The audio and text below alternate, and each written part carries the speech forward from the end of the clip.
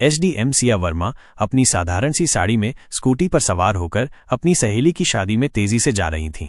एकदम सादे भेष में, न कोई सरकारी गाड़ी न कोई सिक्योरिटी गार्ड, बस एक साधारण लड़की की तरह स्कूटी चलाते हुए जैसे ही वो हाईवे पर पहुंची, सामने पुलिस की बैरिकेडिंग नजर आई। 3-4 पुलिसकर्मी सड़क पर खड़े थे और बीच में दरोगा कुणाल पांडे वर्दी में खड़ा था। उसने सामने आते ही सिया को हाथ के इशारे से रुकने को कहा तो सिया वर्मा ने स्कूटी साइड में लगा दी। दरोगा की आवाज में रुकावट थी। कहाँ जा रही हो? दरोगा ने सवाल किया। मेरी सहेली की शादी है, वहीं जा रही हूँ, सिया ने शांत लहजे में जवाब दिया। दरोगा कुणाल पांडे ने ऊपर से नीचे तक सिया को घूरा और फिर मुस्कुराते हुए बोला, अच्छा तो भाई की शादी में जा रही हो, लेकिन हेलमेट नहीं पहना और ये स्कूटी भी बहुत तेज चला रही थी। चलो, चालान भरना पड़ेगा। दरोगा कुणाल पांडे ने चालान बुक निकालते हुए कहा।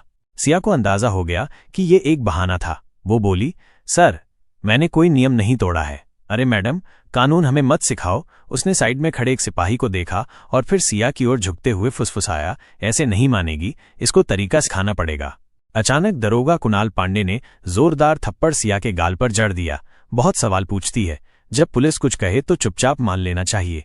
सिया का सिर एक पल के लिए झटका खा गया, लेकिन उसने खुद को संभाल लिया। उसकी आंखों में आग थी। दरोगा ठहाका मारकर हंसा और अपने साथियों से बोला, अभी भी अकड़ बाकी है, लगता है अच्छे से सिखाना पड़ेगा। एक सिपाही आगे बढ़ा और बोला, मालिक, थाने ले चलो, वहां आराम से मामला देख लेंगे।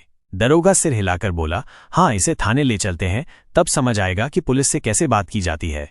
एक सिपाही ने सिया का हाथ पकड़कर खींचा। चल, जीप में बैठ। सिया ने अपना हाथ झटका और गुस्से से बोली, हिम्मत मत करना।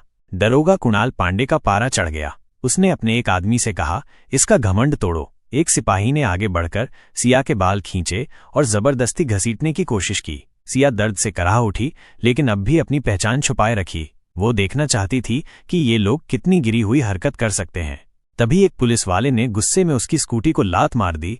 बड़ी शरीफ बनती है, अब तेरा खेल खत्म।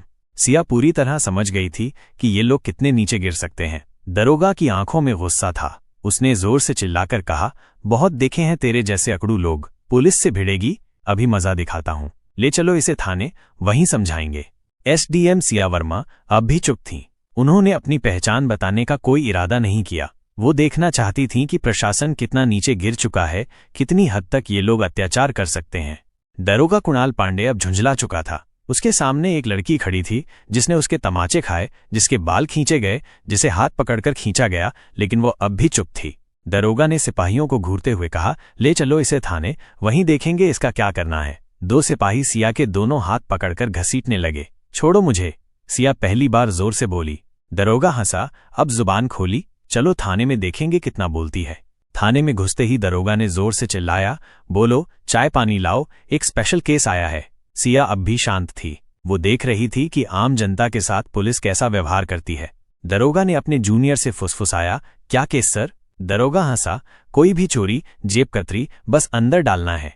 सिया सब सुन रही थी, लेकिन अब भी कोई प्रतिक्रिया नहीं दी। दरोगा टेबल पर बैठ गया और कलम घुमाते हुए बोला, नाम बता, घर का पता बता। सिया चुप रही। दरोगा ने फिर से पूछा, नाम क्या है? सिया अब भी चुप रही। दरोगा ने मेज पर जोर से हाथ मारा, सुनाई नहीं देता तुझे? नाम बता अपना। नेहा कपूर। सिया ने झूठा नाम बताया। दरोगा हंसा, बहुत समझदार है तू, लेकिन ज्यादा चालाकी मत कर, वरना बड़ी गलती होगी।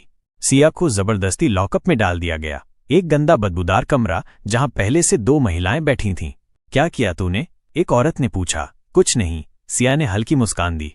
अब वो देख रही थी कि प्रशासन कितना गंदा हो चुका है। अगर एक एसडीएम तक को इस तरह बिना सबूत अंदर कर सकते हैं, तो आम जनता का क्या हाल होगा। दरोगा कुणाल पांडे ने एक फर्जी रिपोर्ट तैयार करवाई, इस पर चोरी और ब्लैकमेलिंग का केस डाल दो। दरोगा ने फाइल को ठोकते हुए कहा। एक सिपाही जिज्ञासु था, लेकिन सर, बिना सबूत के? दरोगा हंस पड़ा, सबूत? इस थाने में सबूत बनाए जाते हैं। थोड़ी देर बाद एक सिपाही आगे बढ़ा और जोर से सिया के कंधे पर धक्का मारा। सिया दीवार से टकराई, लेकिन उसके चेहरे पर कोई डर नहीं था। दरोगा ने हाथ उठाया और थप्पड़ मारने ही वाला था कि रुक जाओ। दरवाजे पर एक पुलिस अधिकारी खड़ा था, राणा सिंह। थाने में उसकी छवि थोड़ी ईमानदार अफसर की थी। उसने थाने के अंदर की महिलाओं को देखा। उनकी हालत देखकर उसके माथे पर शिकन आ गई। ये सब क्या हो रहा है? उसने सख्त आवाज में पूछा। दरोगा कुणाल पांडे मुस्कुराया, कुछ नहीं सर, एक सड़क छाप लड़की ज्यादा होशियारी दिखा रही है, जरा सबक सिखा रहे हैं। राणा सिंह ने गौर से सिया को देखा। उनके हाव भाव किसी साधारण महिला जैसे नहीं थे। इसका क्या जुर्म है? राणा सिंह ने दरोगा से पूछा। दरोगा हड़बड़ा गया। सर, इसने चेकिंग के दौरान बदतमीजी की थी। राणा सिंह को कुछ गड़बड़ लगी। राणा सिंह ने सिया की तरफ देखा। तुम्हारा नाम क्या है? सिया शांत थी। दरोगा हंसते हुए बोला, सर, ये तो अपना नाम तक नहीं बता रही। राणा सिंह अब पूरी तरह सतर्क हो गया था। ठीक है, इसे दूसरी कोठरी में डालो, उसने सिपाही को आदेश दिया। दरोगा कुणाल पांडे हैरान रह गया। सर, लेकिन मैं देखूंगा कि ये कौन है, राणा सिंह ने सख्ती से कहा। राणा सिंह के आदेश पर सिया वर्मा को एक दूसरी कोठरी में डाल दिया गया। ये कोठरी पहले से भी ज्यादा अंधेरी और गंदी थी। सिया ने चारों तरफ नजर दौड़ाई। कमरे में एक टूटा हुआ टेबल और एक जंग लगा लोहे का रॉड पड़ा था। सिया अब इस प्रशासन का गंदा चेहरा और गहराई से देख रही थी। ये सिस्टम कितना गिर चुका है, उसका हर मिनट का अनुभव ये साबित कर रहा था कि कानून सिर्फ कागजों में ही था। अचानक एक सिपाही भागते हुए आया। सर, एक बड़ी गाड़ी बाहर खड़ी है। कुणाल पांडे चौंका। गाड़ी? कौन आया है? सिपाही ने घबराकर कहा। सर, गाड़ी सरकारी है। सिपाही बाहर गया, लेकिन जैसे ही उसने गाड़ी के अंदर झांका, उसकी आंखें फटी रह गईं। वो हड़बड़ाते हुए अंदर आया और धीरे से बोला, सर, डीएम साहब। कुणाल पांडे का चेहरा सफेद पड़ गया। राणा सिंह भी चौकन्ना हो गया। अब मामला बहुत बड़ा हो चुका था। डीएम साहब ने थाने में कदम रखा। उनकी आंखों में गुस्सा था। उन्होंने दरोगा कुणाल पांडे की ओर देखा और कड़क आवाज में पूछा, दरोगा कुणाल पांडे, क्या चल रहा है यहाँ? कुणाल पांडे घबराया हुआ बोला, सब ठीक है सर, कुछ नहीं, बस एक मामूली केस था। डीएम साहब ने टेबल पर पड़ी सिया की फाइल उठाई और ध्यान से पढ़ी। उनका माथा सिकुड़ गया। फिर उन्होंने सिया की ओर देखा। इस महिला पर 420 और ठगी का केस? किस आधार पर? उन्होंने गूंजती आवाज में पूछा। क्या सबूत है तुम्हारे पास? कुणाल पांडे अब पूरी तरह फंस चुका था। डीएम साहब ने सिया से सीधा सवाल किया, आपका नाम? सिया ने हल्की मुस्कान दी और पहली बार अपना असली नाम बताया, सिया वर्मा एसडीएम। पूरा थाना हक्का बक्का रह गया। कुणाल पांडे के हाथ पैर कांपने लगे। सारे पुलिस वाले चौंक कर खड़े हो गए। उसके पैरों तले जमीन खिसक गई। जिस महिला को वो ठग समझकर फर्जी केस में फंसा रहा था, वो खुद एक एसडीएम निकली। डीएम साहब ने घूरते हुए कहा, दरोगा कुणाल पांडे, तुम्हारी हिम्मत कैसे हुई एसडीएम मैडम पर झूठा केस डालने की? कुणाल पांडे कुछ बोलने ही वाला था कि राणा सिंह ने तेज आवाज में कहा, सर, मैंने पहले ही कहा था कि कुछ गड़बड़ है। अब कुणाल पांडे पूरी तरह अकेला पड़ चुका था। सिया वर्मा ने अब अपना असली रुख दिखाया। उन्होंने शांत लेकिन सख्त आवाज में कहा, दरोगा कुणाल पांडे, तुम सस्पेंड हो। तुम्हारे खिलाफ विभागीय जांच होगी और तुम पर केस दर्ज किया जाएगा। कुणाल पांडे के होश उड़ गए। सारे पुलिसकर्मी अब उससे दूरी बनाने लगे। राणा सिंह ने तुरंत हवलदार को आदेश दिया, कुणाल पांडे को हिरासत में लो। जैसे ही हवलदार उसे पकड़ने आगे बढ़ा, कुणाल पांडे ने जेब से एक कागज निकाला।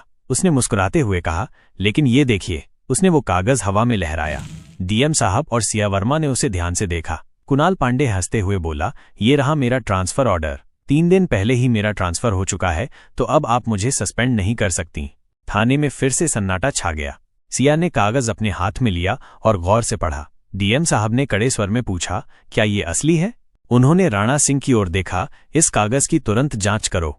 राणा सिंह ने तुरंत ऑनलाइन सिस्टम में कुणाल पांडे का रिकॉर्ड चेक किया। उन्होंने सिर उठाया और कहा, सर, ये कागज असली है, लेकिन कुणाल पांडे ने अभी तक कार्यभार नहीं सौंपा था, यानी ये अब भी इसी थाने का प्रभारी है, और उसी दौरान इसने ये सब किया। अब कोई भी कुणाल पांडे को बचा नहीं सकता था। सिया वर्मा ने सीधी नजर उसकी आंखों में डालकर कहा, अब तुम्हारी असली जगह तुम्हारी अपनी जेल में होगी। गिरफ्तार करो इसे। डीएम साहब ने आदेश दिया। जैसे ही गिरफ्तारी का आदेश हुआ, पूरा थाना हिल गया। कुणाल पांडे ने कहा, ठहरिए एसडीएम मैडम, मैं अकेला नहीं हूं। उसने हंसते हुए कहा, मैडम, क्या आपको लगता है कि इस थाने में सिर्फ मैं भ्रष्ट हूं? उसने थाने के बाकी पुलिस वालों की तरफ इशारा किया। ये सब मेरे साथ हैं। पूरी कड़ियां ऊपर तक जुड़ी हैं। थाने के कुछ पुलिस वाले घबराने लगे। राणा सिंह भी सतर्क हो गए। सिया वर्मा ने डीएम साहब की तरफ देखा और कहा, इस पूरे थाने की जांच की जाएगी। अब कोई भी सुरक्षित नहीं है। डीएम साहब ने तुरंत आदेश दिया, एंटी करप्शन पुलिस टीम को बुलाया जाए। अब पूरे थाने में हड़कंप मच गया। जैसे ही टीम ने जांच शुरू की, कुछ पुलिस वालों के चेहरे पीले पड़ने लगे। एक हवलदार आगे आया और सिया वर्मा के सामने हाथ जोड़कर बोला, मैडम, मुझे माफ कर दीजिए, मैं सिर्फ आदेशों का पालन कर रहा था। तभी अचानक एक पुलिस वाले ने एक फाइल निकाली और कहा, मैडम, हमारे बड़े साहब भी इसमें शामिल हैं। कौन बड़े साहब? डीएम साहब ने गुस्से में पूछा। पुलिस वाले ने डरते डरते जवाब दिया, एसएसपी साहब। अब मामला ऊपर तक जुड़ चुका था। थाने में सन्नाटा छा गया। डीएम साहब ने गहरी सांस ली और फिर सख्त आवाज में बोले, इस थाने का पूरा स्टाफ तत्काल प्रभाव से निलंबित किया जाता है। जैसे ही आदेश मिला, थाने के पुलिस वालों के होश उड़ गए। कुछ पुलिस वाले अपने फोन निकालकर किसी को कॉल करने लगे। कुछ लोग चुपचाप सिर झुकाकर खड़े हो गए। कुछ दरोगा बचने का रास्ता ढूंढने लगे, लेकिन कोई नहीं बच सकता था। सिया वर्मा ने डीएम साहब की तरफ देखा और बोली, अब हमें एसएसपी साहब से भी जवाब लेना होगा। डीएम साहब ने तुरंत आदेश दिया, एसएसपी को बुलाया जाए। अब ये मामला पूरे जिले में फैल चुका था। थाने के बाहर पत्रकार खड़े हो चुके थे। खबर फैलने लगी थी। तभी एक काले शीशे वाली गाड़ी थाने के सामने आकर रुकी। एसएसपी साहब खुद आ गए थे। उन्होंने चारों तरफ नजर दौड़ाई। पूरा थाना सस्पेंड हो चुका था। गुस्से में पूछा, ये क्या नाटक चल रहा है? सिया वर्मा शांत थीं। उन्होंने एसएसपी की आंखों में देखते हुए कहा, आपको लगता है कि आप बच जाएंगे? राणा सिंह ने सिया को एक फाइल दी। ये फाइल एसएसपी साहब के भ्रष्टाचार के सबूतों से भरी है। सिया वर्मा ने ठोस आवाज में कहा, एसएसपी साहब, ये देखिए आपके सारे काले कारनामे। अब एसएसपी के चेहरे से पसीना टपकने लगा। डीएम साहब ने आदेश दिया, एसएसपी को तुरंत गिरफ्तार करो। अब पूरी पुलिस फोर्स हैरान थी। इतने बड़े अधिकारी को पहली बार किसी ने खुली चुनौती दी थी। जैसे ही एसएसपी की गिरफ्तारी हुई, पूरा मामला हिल गया। अब ये राज्य स्तर तक पहुंच गया। मुख्यमंत्री ने तुरंत आदेश दिया, जिले के सभी भ्रष्ट अधिकारी गिरफ्तार किए जाएं। इस आदेश के बाद 40 से ज्यादा पुलिस अधिकारी, 10 से ज्यादा आईएएस अफसर और कई राजनेता गिरफ्तार कर लिए गए। एसडीएम सिया वर्मा की ईमानदारी ने पूरे सिस्टम को हिलाकर रख दिया था।